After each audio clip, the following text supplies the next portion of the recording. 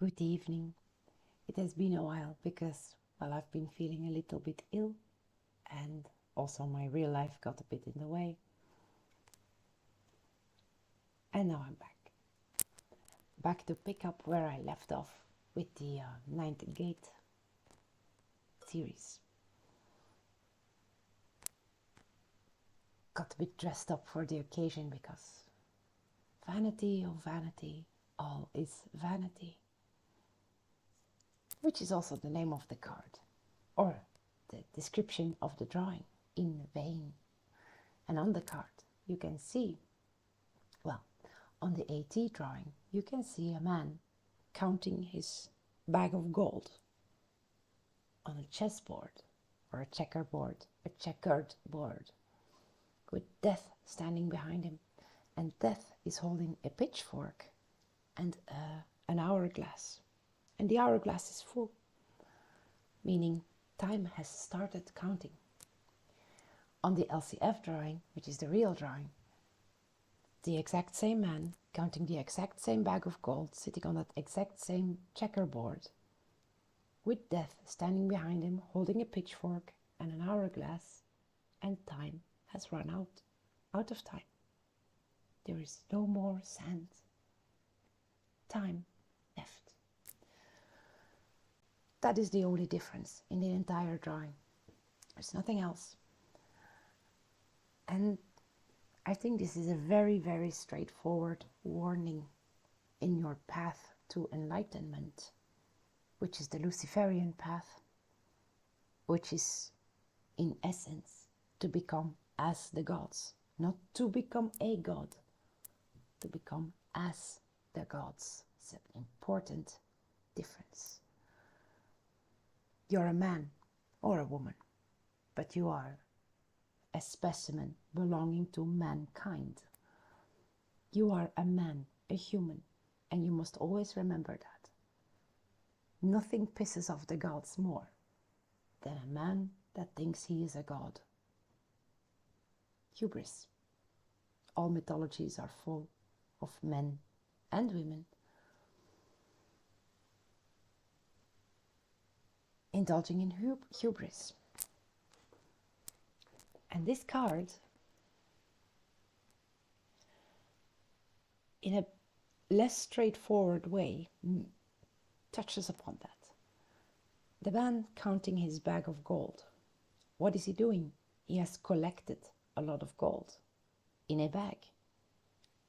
And Death is standing behind him, waiting for him. Death will come from anybody. It doesn't matter how rich you are, how powerful you are, how poor you are. It will come. It always does. And you cannot bring your riches to the afterlife with you. Nobody can. This is a material possession that will remain in the material world as you move on from it. So this man that is sitting there counting his sack of gold, he has all this gold and he has done nothing with it. Nothing at all. He has just collected it. He is a greedy man. He is a man that is just a miserable person. Because he could have done a lot with his money. He could have bought a very nice home for his children. He could invest it in his village or wherever for his family. He could have done something to make a difference in the world of the living, but he did not. He kept it to himself. And since there is only so much gold to go around, he has made life worse for others, indirectly.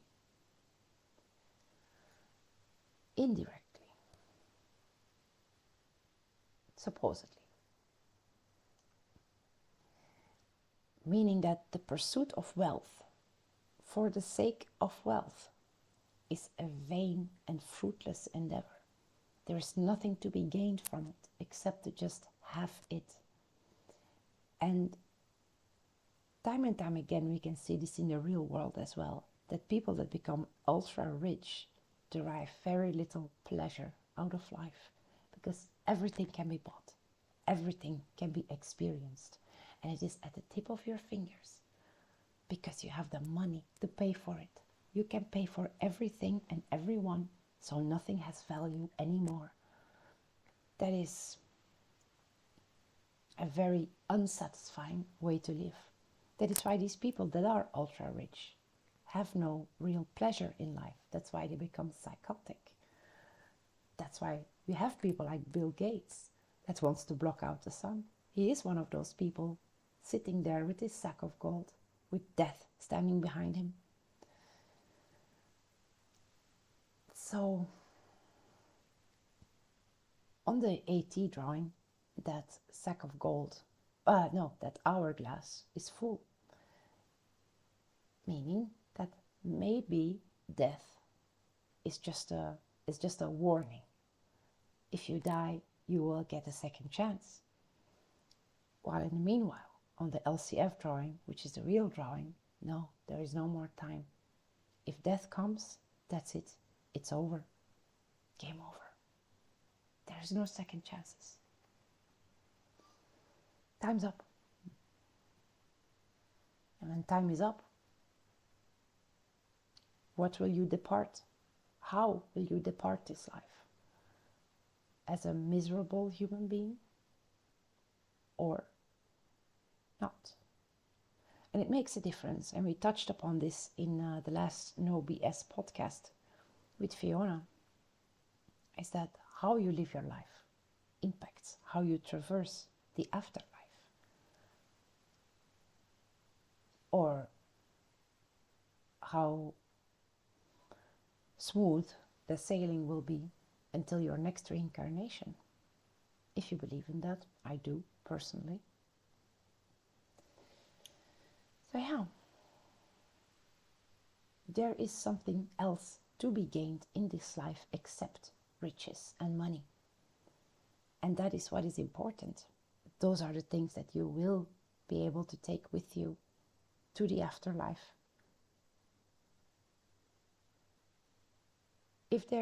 Even if you have not reached or known or experienced everything you wanted to experience in this life, just the willpower, the want for the things that you have already experienced and have come to know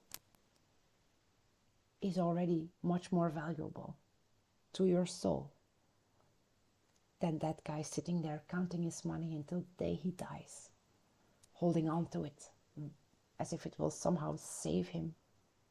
It won't. And that is all that there is to this card. It is just a warning. Nobody can know the exact time of your death. And we shouldn't know. Because it will come. Some people hasten it, some people don't.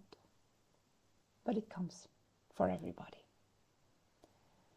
And if it comes, how do you want to leave this world? Do you want to leave it as a rich man, counting your money? Or do you want to leave it as a man that is rich up here? That's all.